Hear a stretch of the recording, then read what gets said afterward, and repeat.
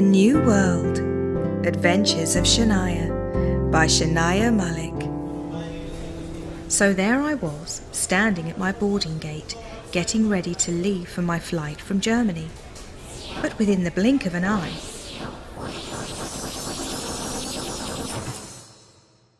everybody was gone. The next thing I knew was that I was standing alone with no one here. The snow was blowing, pure white flakes falling obliquely. Everything was covered with snow around me. The ground looked like a series of humps and mounds of white powder. Boughs of trees were adorned with fluffy snow. It looked like a fairy tale. I had been to Germany before, but this place looked nothing like that. I didn't know anything of what was around, and to tell you the truth, I wasn't interested.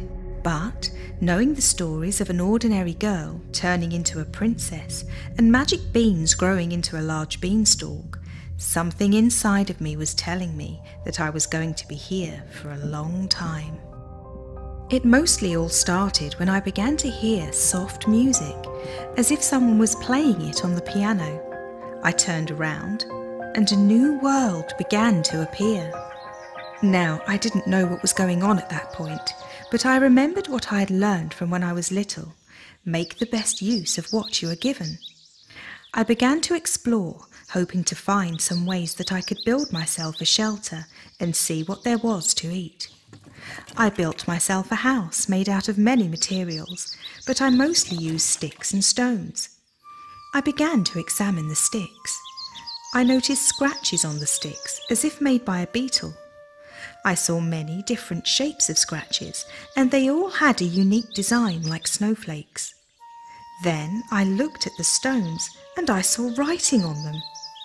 It looked like it was some ancient hieroglyphics. I started to look for more clues to see what brought me here. I then began walking forwards to see if there was any sticky substance that I could use to put some parts of my house that I was building together. Below me I could feel the leaves rustling and crackling as I walked on them. A few days later I had built my house and found some good resources of berries, fruits and veggies, except that they looked and tasted a bit different.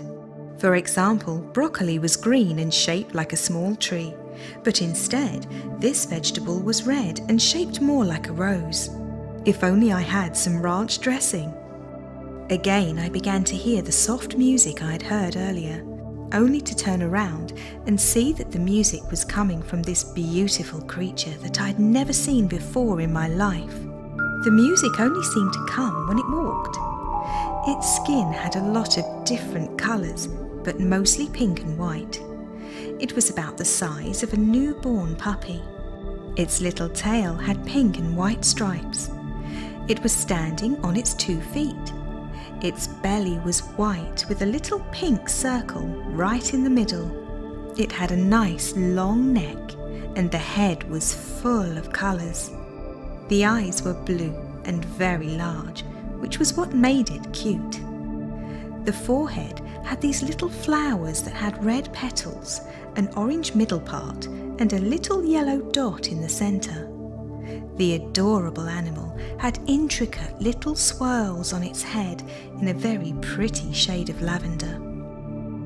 I took the animal in my arms and named it Snuggly. I set it back down again, thinking that this was going to be a great start to a friendship. Every day, Snuggly and I went out on a morning walk. Before going to walk, I would take a double look at the brown brick wall behind my house, for memory, just in case we wouldn't come back. The circular carvings on that wall always fascinated me. I was kind of getting attached to the rocks, the music, and the brown brick wall. One day Snuggly and I were standing and enjoying the winter breeze push against our faces, when I heard some villagers running towards a child, shouting, "Thief! Thief! Catch him! Catch him!" The kid was running towards us. I signalled him to come and hide behind the bushes near us. We all ducked down and hid behind the bushes. While villagers were still hovering and searching, I whispered to him why everyone was calling him a thief. He started sobbing softly. He said that he had nothing to eat for 3 days. He had taken a little piece of bread from the ground, and they thought he stole it and started chasing him. His name was Jonas. I had tears in my eyes when I heard his story. I gave him some berries and water. I felt nice when I saw him drinking water and relaxing. He asked me what I was doing here. He said that he had never seen me in this village. I told him the whole story, and he surprisingly believed me. We were in a village called Moassa. Everybody in this village was very poor and struggled every day. Suddenly a villager came nearby, and instead of hiding more, I came out and gave some money to the villager. I told him that this was for the bread that Jonas had taken. The villagers looked surprised, but left. We decided to walk to the other side. We started hearing some really loud music and saw shining bright lights. I asked Jonas, and he had no idea what was going on. We decided to find out more. As we walked on the street, we saw a signboard that indicated the name of the town was Christmas Town. There were beautiful decorations on the signs, and the decorations included cookies and candies. I tried one, and yes, they were real. I started eating as well as hiding them in my dress. Jonas was smiling too. Suddenly, a kid came running from nowhere and bumped into me. He turned around. His face was covered in chocolate cake, but nevertheless, he was my brother. Like always, crazy for cakes. Then I saw my mom running behind him and asking him to be careful, just like old times. "Mom," I shouted, hugging her. Then she looked at me like she'd never seen me. "Who are you?" she asked. And I told her that I wasn't in the mood for jokes. She looked at me and said, "I'm sorry, but you must be confused. I'm not your mom." Then she turned around and walked away. Dad, he would recognize me. I shouted, "Dad," the moment I saw him, and I hugged him too. It must have been a tight squeeze because he looked like I'd just choked him. "Hi," he said, puzzled. He didn't remember me either. What was going on? I began to weep like my life was over, because in ways it was. Jonas was consoling me.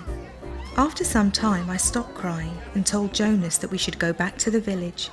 Maybe there is a way to go back to my old world from the place we were. I did not want to be in this Christmas village. Just then, an old lady tapped me on the shoulder and said, "Hi, Shanaya." I screamed. I didn't know her, and neither did Jonas. We both were in a place where no one recognized us, and the last thing I needed was an old lady that knew me but I didn't know her. "Hi, Shanaya," she said in a gentle voice. Hi," I stammered. How do you know my name?" I asked. "I know everybody's name," she giggled. "I want you to recall what you were thinking when you were at the boarding gate with your parents," she said. I tried thinking back, but I couldn't recall anything. She said, "I will show you what you were thinking." I mean, it surely helps for someone to tell you what you were doing or what you were making or writing, but for someone to tell you what was going on in your mind? Then the old lady calmly put her hand on my forehead again. Within a blink of an eye, I was back where I had started, right there in Germany, in the airport, at my boarding gate, waiting to board my flight. Everything was right there. Everyone was right there. I was gone for more than 2 weeks, and nobody noticed that I was gone. I had experienced more than 2 weeks of life in the blink of an eye. For my parents, I had never gone anywhere. I'd been standing right with them. This made me begin to wonder, what had just happened?